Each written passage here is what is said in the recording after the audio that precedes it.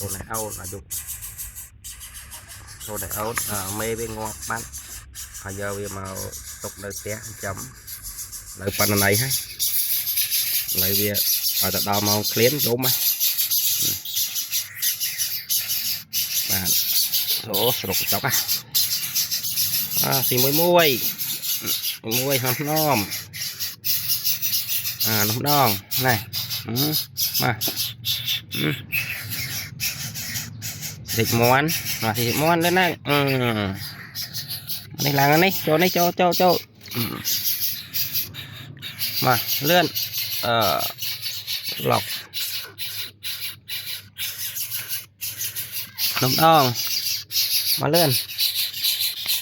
mà lọc tụi đòn thông đúng không đòn nó hai món bắp này mà lươn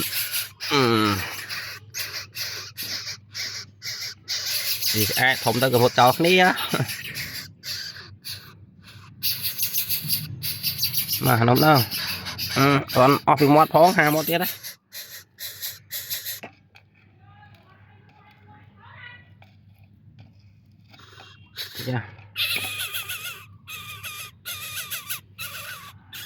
em đúng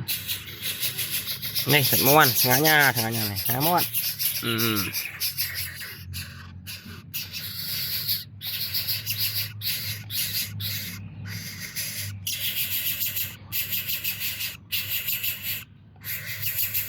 đó mà há món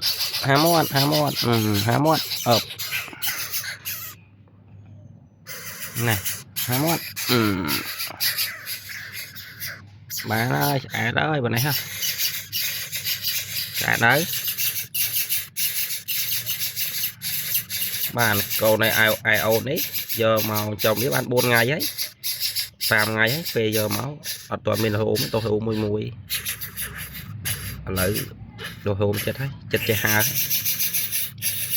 trong xây pc 2 chào bà thấy chào chứ